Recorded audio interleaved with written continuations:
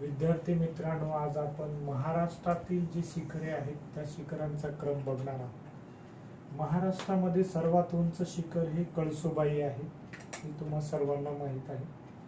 पण एकूण जर शिखर बघितले तर ते 12 शिखर आहेत। कळसुबाई नंतर साल्लेर आहे, महाबळेश्वर आहे, हरिश्चंद्रगड आहे, हरिश्चंद्रगड नंतर 5 नंबरला सप्तशृंगी आहे, तोरणा आहे,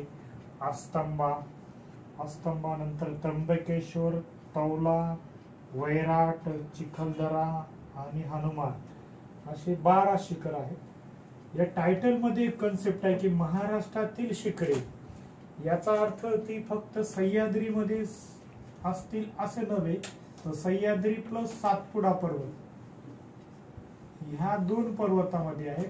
फक्त ती प्रशासकीय आणि भौगोलिक दृष्ट्या ती महाराष्ट्रामध्ये आहे। तर महाराष्ट्रामध्ये सातपुडा पर्वत जो आहे तो महाराष्ट्राच्या उत्तरेला आहे।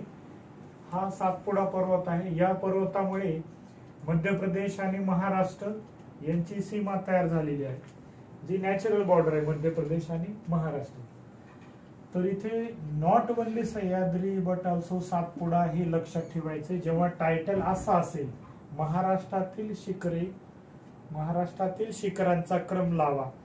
आणि हे क्रम लावा म्हटल्यानंतर ते तुम्हाला प्रश्न विचारताना याच्यातील काही शिखर निवडतील आणि त्यांच्या उंचीनुसार क्रम लावा असं म्हणतील। तर एक शिखर जर देताना तुम्हाला देतील कळसुबाई असं देतील, 2 नंबर 3 नंबर पैकी कुठलाही नंबर रॅन्डमली देतील। याच्या अगोदर तुम्हाला सप्तशृंगी देऊ शकतात ते, आणि त्याच्यानंतर मग कुठेतरी त्र्यंबकेश्वर, कळसुबाई पर्यंत ठीक आहे आपल्याला कळतं, पण कळसुबाईच्या नंतर सप्तशृंगी वर आलेले आहेत, त्र्यंबकेश्वर अचानक दिलंय, त्याच्यानंतर दिलं समजा चिखलदरा, आणि याच्या अगोदर दिले समजा हनुमान, आणि मग म्हटले तुम्हाला उंचीनुसार चढता क्रम लावा, उंचीनुसार उतरता क्रम लावा असा तुम्हाला प्रश्न याच्यावरती विचारते। आता उतरता क्रम लावा म्हटल्यानंतर तुम्हाला सगळ्यात उंच कोणतं आहे ते घ्यावं लागेल। तर कळसुबाई हे सगळ्यात उंच आहे, एवढं तुम्हाला कळेल।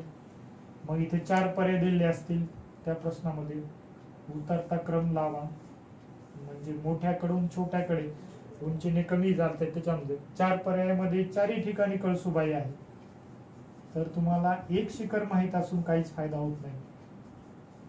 आपली परीक्षा ही ऑब्जेक्टिव्ह आहे, आणि ऑब्जेक्टिव्ह परीक्षेमध्ये पर्याय, आपल्याला पर्यायातून जायचं, एलिमेंट पद्धतीनं उत्तर काढता आलं पाहिजे। कळसुबाई असं 4ही ठिकाणी दिलेलं आहे, तर आपल्याला फायदा होत नाही। तर इथे आपल्याला कळसुबाई, साल्लेर आणि महाबळेश्वर याची ट्रिक्स आहे, ती ट्रिक्स तुम्हाला शेवटी सांगेल, आणि त्याच्यामुळे तुम्हाला ह्या सगळ्याच 12चे 12 शिखर लगेच पाठवतो। इथे बघा, आता कळसुबाई, साल्लेर, महाबळेश्वर, हरिश्चंद्रगड, सप्तशृंगी, तोरणा, आणि दिलेले जे रॅन्डमली आहेत 1 2 3 4 आणि 5, रॅन्डमली म्हणजे वेडीवाकडी, कुठली आधी देतील कुठली नंतर देतील, हे 5 शिखर आहेत। याच्यातील सगळ्यात उंच जे आहे ते कळसुबाई, परंतु 4ही पर्यायामध्ये कळसुबाई दिली। आता पर्याय आपल्याला दुसऱ्या क्रमांकावर कोणतं दिलेलं असणार ते बघावं लागेल। तर कळसुबाई हे 1 नंबरला आहे, त्याच्यानंतर दुसऱ्या क्रमांकावर तर इथे कोणतं आहे ते बघायचं। तर इथे सप्तशृंगी दिलंय, कारण महाबळेश्वर याच्यामध्ये नाहीये, त्याच्यानंतर साल्लेर पण नाहीये, हरिश्चंद्रगड पण नाहीये, सप्तशृंगी दिलेला आहे, म्हणजे दुसऱ्या ठिकाणी सप्तशृंगी असायला हवं। तर असे 2 पर्याय तुम्हाला सापडले, म्हणजे हे 2 पर्यायामधून कट होतील, हे उत्तरामध्ये येणार नाही। तर असं पाहत जावं लागेल, याच्यामध्ये बराच वेळ जाईल, त्यासाठी तुम्हाला स्टोरी जर क्लिअर असेल तर लगेच उत्तरावर तुम्हाला जाता येईल। तर महाराष्ट्रातील हे जे शिखर आहे त्यांच्या उंचीनुसार क्रम लावा, याची एक मी स्टोरी तयार केली, ती लक्षात ठेवा। तर याच्यामध्ये कळसुबाई नावाचं हे सर्वात उंच शिखर आहे। महाराष्ट्रामधील सर्वात मोठा जिल्हा जो आहे तो अकोले नावाचा तालुका त्या जिल्ह्यामध्ये आहे, तो म्हणजे अहमदनगर जिल्हा। तर या अहमदनगर जिल्ह्यातील अकोले तालुक्यामध्ये प्रशासकीय दृष्टिकोनातून त्या तालुक्यामध्ये आहे कळसुबाई, आणि या कळसुबाई शिखराची उंची आहे 1646 मीटर। आता हे सह्याद्रीतील सर्वात उंच शिखर नव्हे, तर हे महाराष्ट्रातील सर्वात उंच शिखर आहे. कळसुबाई हे महाराष्ट्रातील सर्वात उंच शिखर आहे, सह्याद्रीमध्ये नाही. सह्याद्री म्हणजे सह्याद्री फक्त महाराष्ट्रापुरताच नाही, तर त्याची सुरुवात गुजरातला सुरुवात होते आणि त्याचा एंड जो आहे तो दक्षिण भारतामध्ये कन्याकुमारी पर्यंत आहे. एकूण लांबी त्याची 1600 किलोमीटर आहे सह्याद्रीची लांबी, आणि महाराष्ट्रातील लांबी ही 440 किलोमीटर. आयोगाने दिलेल्या उत्तरामध्ये बाजारातील पुस्तकात वेगवेगळी त्या ठिकाणी लांबी दिलेली आहे, पण महाराष्ट्रातील लांबी ही 440 किलोमीटर आहे आणि भारतातील लांबी ही 1600 किलोमीटर आहे. भारतातील सह्याद्रीतील सर्वात उंच शिखर कोणतं असं विचारल्यावर दक्षिण भारतामध्ये आहे, त्याचं नाव आहे आन्नेमुडी. तर आन्नेमुडी हे भारतातील सर्वात उंच शिखर सह्याद्री पर्वतातील आहे. त्याची उंची आहे 2695 मीटर. आणि ती पण कशी काढायची तर 2700 वजा 5 म्हणजे 2695 असं टेक्निक मध्ये लक्षात ठेवायचं. 2700 वजा 5 हे लक्षात राहिल्यामुळे तुम्हाला हा जो फिगर आहे तो लक्षात राहतो. मीटर त्याचं युनिट मीटर आहे, तर उंची ही समुद्र सपाटीपासून मोजली जाते. मी बऱ्याचशा कन्सेप्ट पण सांगत जाईल मध्ये मध्ये. तर 2695 मीटर उंच शिखर हे सह्याद्रीतलं सर्वात उंच शिखर आहे, पण ते महाराष्ट्रामध्ये नाही, दक्षिण भारतामध्ये आहे. महाराष्ट्रातील सर्वात उंच शिखर हे कळसुबाई आहे. तर हे 12 शिखर तुम्हाला लक्षात कशी ठेवायची त्याची ट्रिक्स सांगतो. तर एक स्टोरी तयार केलेली आहे, सोपी स्टोरी आहे. तर कळसुबाई नावाची एक स्त्री असते, एक बाई असते. तर ही बाई साडी नेसून साडी परिधान करते आपल्या अंगावरती. साडी म्हणजे साल्लेर असं लक्षात ठेवा. तर साडी नेसून ती जाते कुठे तर महाबळेश्वरला. सोपी स्टोरी आहे. महाबळेश्वर येथे जाते.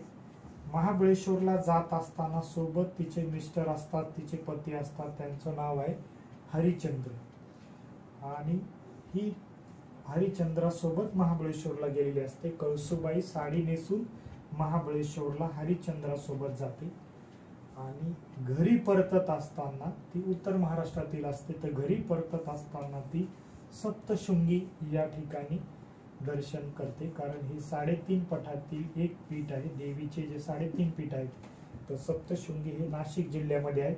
तिथे भेट देते. सप्तशृंगीच्या नंतर मग ती तोरणा या ठिकाणी, तोरणा नावाचं जे ठिकाण आहे तिथे जाते. तोरणा हे महाराष्ट्रातलं 6 नंबरचं सर्वात उंच शिखर आहे.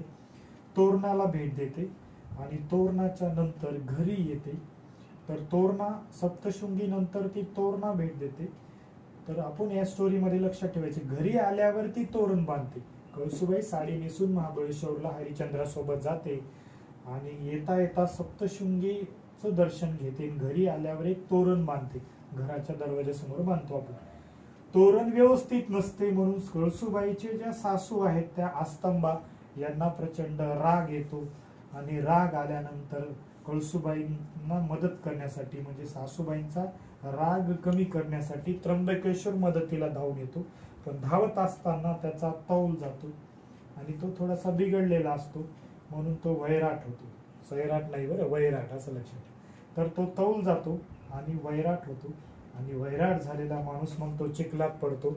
चिखलात पडल्यानंतर मग तर देवाची आठवण येते त्यांना. मग हनुमान असं म्हणतो देवाची आठवण आल्यानंतर. तर असे 12च्या 12 शिखर लक्षात ठेवायचे. याच्यातील काही शिखर हे सातपुडा पर्वतातील आहेत. उदाहरणार्थ इथे चिखलदरा नावाचं ठिकाण आहे, थंड हवेचं ठिकाण अमरावती जिल्ह्यामध्ये, आणि चिखलदरा नावाचं शिखर सुद्धा आहे. तर ह्या अमरावती जिल्ह्यामध्ये सातपुडा पर्वताच्या काही रेंज येत असतात आणि या सातपुडा पर्वताच्या ज्या रांगा इथे येतात त्या रांगेमध्ये चिखलदरा नावाचं ठिकाण. त्याच्यामुळे टायटल मग अशी सांगितलं की महाराष्ट्रातील शिखरे फक्त सह्याद्रीतील नाही तर हे सातपुड्यामधील पण आहे. तर असं क्रम तुम्हाला लक्षात ठेवायचा. त्याच्यामुळे कसाही रॅन्डमली या टाईपचा प्रश्न आला तरी तुम्हाला सोडवता आला पाहिजे. आता तुम्हाला याच्यात ऍडिशनल काय करायचं, याची आकडेवारी तुम्हाला पाठ करायची. आकडेवारी कुठल्याही ऑथेंटिक पुस्तकातून करा आणि जे ट्रिक्स आहे तर ते ट्रिक्स त्या ऑथेंटिक पुस्तकामध्ये लिहून ठेवा. परत एकदा थोडी रिवाइज करतो मी की कळसुबाई साडी नेसून महाबळेश्वरला जाते, सोबत हरी असतो आणि घरी येताना सप्तशृंगीचं दर्शन घेते आणि घरी आल्यावर तोरण बांधते. आस्तंबाला राग आलेला असतो आणि मग त्या राग निवडण्यासाठी त्र्यंबकेश्वर मदत करतो. त्र्यंबकेश्वरचा मदत तोल जातो, तो वैराट होतो, चिखलात पडतो आणि जय हनुमान असं म्हणतो. असे 12 शिखरं लक्षात ठेवायचे. तुम्हाला ही स्टोरी आवडली असेल तर ती लाईक करा, शेअर करा आणि माझ्या चॅनलला सबस्क्राईब करा. धन्यवाद विद्यार्थी मित्रांनो.